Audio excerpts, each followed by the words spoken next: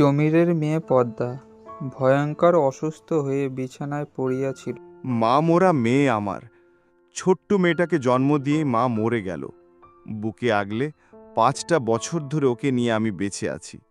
আজ যদি ও কিছু হয়ে যায় তাহলে আমি কি নিয়ে বাঁচব? জমির, তোমাকে আমি কতবার বললাম মেয়েটাকে একটা ভালো ডাক্তার দেখাও। আমি তো অনেক চিকিৎসা করলাম, ওর অবস্থা তো দিন দিন আরো খারাপ হয়ে যাচ্ছে। প্রায় 3 মাস হয়ে গেছে পদ্মার জ্বর কমছে না। আমার মনে হয় ওর ভেতরে বড় কোনো ঝামেলা হয়েছে। বাবা, তুমি আমাকে নিয়ে চিন্তা করো না। দেখো, আমি ঠিক সুস্থ হয়ে যাব। কত দিন হয়ে গেল আমি আমার বন্ধুদের সাথে দেখা করি না, স্কুলেরও যাই না, আর পড়াশোনাও করি না। আমারও সবার সাথে স্কুলে যেতে খুব ইচ্ছে করে, খেলাধুলা করতে ইচ্ছে করে। আর কয়েকটা দিন মা, আমি কিছু টাকা পয়সা জোগাড় করে নেই, তোকে নিয়ে আমি ভালো ডাক্তার দেখাবো।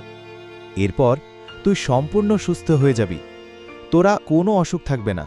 বাবা, আমি যদি মরে যাই তাহলে তুমি দুঃখ পেও না। মানুষ তো মরে গেলে আকাশে তারা হয়ে যায়। যখন আমার কথা তোমার মনে পড়বে, তুমি গিয়ে বাড়ির উঠোনে তারার দিকে তাকিয়ে থাকবে। এমন কথা বলে না মা, তোর কিছু হওয়ার আগে যেন সৃষ্টিকর্তা আমাকে পৃথিবী থেকে তুলে নেয়। তুই ছাড়া আমার কে আছে বলতো লক্ষ্মীমা আমার?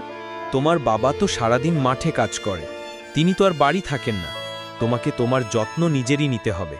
এই যে আমি তোমাকে ওষুধগুলো দিলাম, এগুলো নিয়মিত খাবে আর ঠিকমতো খাওয়া দাওয়া করবে। আজ আমি আসি।